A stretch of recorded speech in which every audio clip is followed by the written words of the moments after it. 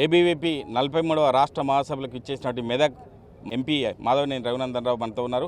ఎందుకంటే ఇప్పటివరకు రాష్ట్రంలో జరుగుతున్నటువంటి చర్చల్లో ఇప్పటివరకు మీడియా ముందుకు రానటువంటి రఘునందన్ రావు మనతో ఉన్నారు. సార్ చెప్పండి, అల్లు అర్జున్ విషయంలో ప్రధానంగా అసెంబ్లీలో కూడా చర్చ జరుగుతుంది. ఆ విషయంలో మీరు ఏం చెప్తారు సార్?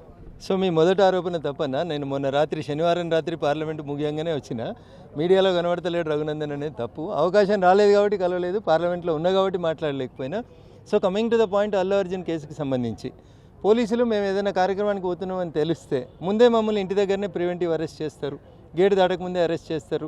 గేట్ లోపలికి వచ్చి కుర్చీలు వేసుకొని కూర్చొని చెప్తారు, సార్ మిమ్మల్ని ప్రివెంటివ్ అరెస్ట్ చేస్తున్నాం, పోవద్దు అని చెప్పి.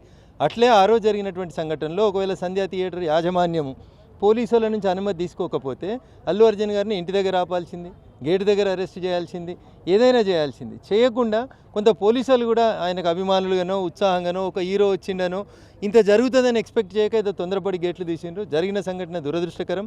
రేవతి కుటుంబానికి ప్రగాఢమైనటువంటి సానుభూతిని సంతాపాన్ని తెలియజేస్తున్నాం. ఆ తల్లిని ఆ చెల్లెని తిరిగి తీసుకురాలేం, ఆ కొడుక్కి మనం అందించలేం. నిజంగా అది బాధాకరమైనటువంటి ఘటన. దాంట్లో అల్లు అర్జున్ గారు కూడా నైతికంగా బాధ్యత వహించి ఆ నిర్మాతలు కూడా బాధ్యత వహిస్తే ఇంకొంచెం బాగుంటుంది అనేది సినీ ఇండస్ట్రీకి నా సూచన. ఇకపోతే రెండో అంశం, 25 లక్షలు ఇచ్చినాం, వాళ్ళు రాలేదు మేము ఇచ్చినాం, వాళ్ళు రాలేదు మేము ఇచ్చినామని చెప్పి బాగా ఊదుకుంటున్నటువంటి గౌరవ మంత్రి కోమటిరెడ్డి వెంకటరెడ్డి గారికి నా విజ్ఞప్తి ఏంటంటే, మీరు నడుపుతున్నటువంటి గురుకులాల్లో మీరు బువ్వ సరిగా పెట్టక ఆ బువ్వల ఎలుకలు వచ్చి మందులు వచ్చి పురుగులు వచ్చి 42 మంది ముక్కుపచ్చలారని విద్యార్థులు చచ్చిపోయినారు. అయ్యా కోమటిరెడ్డి వెంకటరెడ్డి గారు, మీ ప్రభుత్వానికి నిజంగా చిత్తశుద్ధి ఉంటే శ్రీతేజ మీద ఉన్నటువంటి ప్రేమను నేను తప్పుపడతలేను, కానీ అదే ప్రేమని ముక్కుపచ్చలారని 42 మంది విద్యార్థులు గురుకులాల్లో ఉండి చదువుకుంటున్నటువంటి పేద బడుగు బలహీన వర్గాలకు సంబంధించినటువంటి ఆ 42 మంది విద్యార్థులకి మనిషికి 25 లక్షలు ఇచ్చేతందుకు నీకు నీ ముఖ్యమంత్రికి ఎందుకు మనసు రాలేదనేది మాత్రమే నేను కోమటిరెడ్డి వెంకటరెడ్డి గారిని, ఈ రాష్ట్ర ముఖ్యమంత్రి గారిని చాలా స్పష్టంగా అడగదలుచుకున్నాను. అట్లే ప్రజాపాలన ప్రారంభమైన ఈ ఏడాది 2 నెలలలో సుమారు 63 మంది రైతులు చనిపోయినట్టు మాకున్నటువంటి సమాచారం. ఆ కుటుంబాలకు కూడా 25 లక్షలు ఇచ్చి మీరు ఉదార స్వభావాన్ని చాటి చూపుకోవాల్సింది. కానీ ఒక్క శ్రీతేజ దగ్గరికి పోయి పిన్ పాయింటెడ్గా ఒక నటున్నో ఎవరినో అరెస్ట్ చేస్తే ఆయనకు జనాలలో సానుభూతి వస్తే దాన్ని దిప్పుకొట్టేందుకు అసెంబ్లీలో 15 నిమిషాలు వాళ్ళ గురించి కాదు ముఖ్యమంత్రి గారు మాట్లాడాల్సింది, ఒక సినీ నటుడి గురించి కాదు నువ్వు మాట్లాడాల్సింది. గురుకులాలలో పురుగుల మంది వస్తుందని రోజు ధర్నా చేస్తున్న విద్యార్థులను ఉద్దేశించి మాట్లాడాలి, ఆ సమస్యను అడ్రస్ చేయాలి. అది చేసి ఉంటే కాంగ్రెస్ రాజనీతి కాదు నిజంగా ప్రజాపాలన చేస్తుందని ఒప్పుకుంది. కాంగ్రెస్ అల్లు అర్జున్ విషయం లోపల రాజనీతిని ప్రదర్శించాలనుకుంది, మైలేజ్ పొందాలనుకుంది, చేసిన తప్పును కప్పిపుచ్చుకోవాలనే ప్రయత్నం చేసింది తప్ప ఇంకొకటి కాదు. అంటే గతంలో కేటీఆర్ ప్రభుత్వం ఉన్నప్పుడు అంటే అప్పుడు ఈడీ మోడీ అని చెప్పి ప్రధానంగా ఆరోపించారు. ఇప్పుడు పరిస్థితిలో అటువంటి సందర్భాలు వస్తున్నాయి. అంటే నేను సవాలుకు సిద్ధమే అని చెప్పి ప్రత్యక్షంగా ఇటు కాంగ్రెస్ ప్రభుత్వానికి చెప్తున్నా కూడా కాంగ్రెస్ ప్రభుత్వం ముద్దు నిధిన వీడుతుందని చెప్పుకోవచ్చు. ఆ విషయంలో బీజేపీ పార్టీ తరఫున మీరేం చెప్తారు సార్? ఆ విషయంలో ఇప్పుడు పోలీసులు, కేసులు, ఈడీలు, ఎఫ్ఐఆర్లు ఇవన్నీ కూడా పార్టీలకు సంబంధం లేని అంశం. దయించి మహేష్ అన్న, తెలంగాణ సమాజం అర్థం చేసుకోవాల్సింది ఏంటంటే, ఎఫ్ఐఆర్ అయితే చట్ట ప్రకారం మనం పోలీస్ స్టేషన్కి పోవాలి, కోర్టుకోవాలి, బెయిల్ తీసుకోవాలి, వకీళ్ళని పెట్టుకోవాలి, కొట్లాడుకోవాలి. కానీ ఈ సాంప్రదాయానికి పక్కదారి పట్టించి అన్నా చెల్లెళ్ళు ఇద్దరు మోడీ అని బోడీ అని ఈడీ అని నోటికి వచ్చిన భాష మాట్లాడి తప్పు చేసి చట్ట ప్రకారం ఎదుర్కోవాల్సిన కేసులలో భారతీయ జనతా పార్టీ అరెస్ట్ చేసింది. భారతీయ జనతా పార్టీకి అరెస్ట్ చేసే అధికారం ఉంటుందా అన్న? రఘునందన్ మెదక్ ఎంపీగా వాళ్ళని అరెస్ట్ చేస్తాడా? చేసే అధికారం ఉంటుందా? కానీ దాన్ని రాజకీయంగా వాళ్ళు చేసిన తప్పుల్ని కప్పిపుచ్చుకునేందుకు ఎవరో రాసిస్తే యతి ప్రాసలకు బాగుంటుందని మోడీ బోడీ ఈడీ అంటే ఒకళ్ళు అనుభవించారు.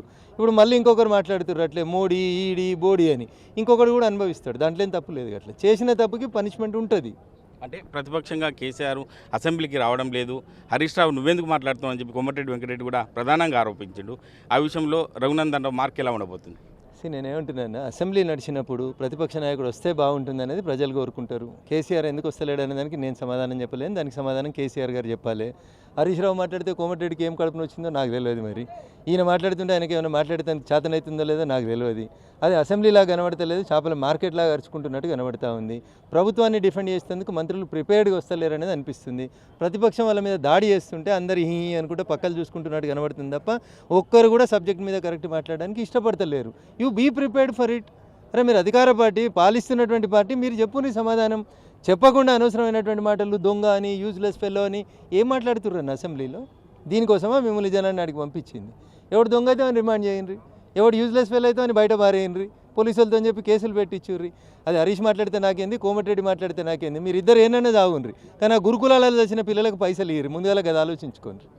ఓకే, అసెంబ్లీలో ఉన్నట్టు ముఖ్యమంత్రికి చివరగా ఏం విజ్ఞప్తి చేస్తారు సార్? ఎందుకంటే రాష్ట్ర రాజకీయాలను చూడకుండా ఇచ్చిన 6 గ్యారంటీల గురించి డిస్కస్ చేయకుండా అంటే ప్రధానంగా బయట వ్యక్తుల గురించి డిస్కస్ చేస్తున్నారు. చివరగా ఏం విజ్ఞప్తి చేస్తారు ముఖ్యమంత్రికి? ఇప్పుడు ఒక గీతను తుడపకుండా చిన్న గీత చేయాలంటే ఇంకొక గీత దాని పక్కన పెద్ద గీయాలి. అట్లా ఒక సమస్య నుంచి ప్రజల అటెన్షన్ని మళ్ళించాలంటే ఇంకొక సమస్యను తీసుకొచ్చి పెడతా ఉన్నారు వాళ్ళు. అల్లు అర్జున్ని పోలీసు వాళ్ళు అరెస్ట్ చేశారు, దానికి ముఖ్యమంత్రికి ఏం బాధ? చట్టం తన పని తాను చేసింది, పోలీసు వాళ్ళు అరెస్ట్ చేసారు, కోర్టు బెయిల్ ఇచ్చింది. నువ్వెందుకు దానికి అసెంబ్లీలో 15 నిమిషాలు అంత ఆవేశపడి మాట్లాడాల్సినటువంటి అవసరం ఏముంటుంది? ఆ రిటైర్డ్ అయ్యిండో సర్వీసులు ఉన్నోడు తెలియని ఒక సీఐ తోటి నానాయాగి చేయాల్సినటువంటి అవసరం ఏముంటుంది? ఎవరిని బెదిరించినా, మహేష్ రఘునందన్ని బెదిరించినా, రఘునందన్ మహేష్ని బెదిరించినా చట్ట ప్రకారం చర్యలు తీసుకోవాలి. మరి ఆ సీఐని రిమాండ్ చేయాలి కదా, బెదిరిస్తుండు కదా ఆయన. ఈయనిచ్చిండా? ఈ సీఐ కొలువులోకి రాకముందు బంజారా హిల్స్లో సినిమా ఇండస్ట్రీని రమ్మని అప్పుడు ఉన్నటువంటి పాలకులు ఇచ్చారు భూములు. ఇప్పుడు నీకేం నొప్పి అవుతుంది? ఆ సినిమా ఇండస్ట్రీతో తిరిగింది మీదే ఈ రాష్ట్ర ముఖ్యమంత్రి కదా. ఆ సినిమా ఇండస్ట్రీలో చాలామందితో చట్టపట్టాలు వేసుకురు. పోయిన ముఖ్యమంత్రి కుటుంబం వేసుకుంది, ఇప్పుడున్న ముఖ్యమంత్రి కుటుంబం కూడా వేసుకుంటుంది. దానికి మనకు అనుకూలంగా ఉంటే ఒక రకంగా, మనకు వ్యతిరేకంగా ఉంటే ఇంకొక రకంగా మాట్లాడడం అనేది భావ్యం కాదు. Thank you. అంటే రాష్ట్ర రాజకీయాలను అసెంబ్లీలో డిస్కస్ చేయాలి తప్ప తప్పుదోవ పట్టించే విధంగా డిస్కస్ చేయడానికి తీవ్రంగా తప్పుపడుతున్నాం. రాబోయే రోజుల్లో ప్రజలు బుద్ధి చెప్పే పరిస్థితి వస్తుంది కాబట్టి ఇప్పటికైనా రాష్ట్ర ప్రభుత్వం ఇచ్చిన 6 గ్యారెంటీలపైన దృష్టి పెట్టి ముందుకెళ్లాలని చెప్పి ఎంపీ మాధవనేని రఘునందన్ రావు చెప్తున్నారు. అసలైన తొలి వెలుగు. ఫాలో వాట్సాప్ @తొలి వెలుగు official.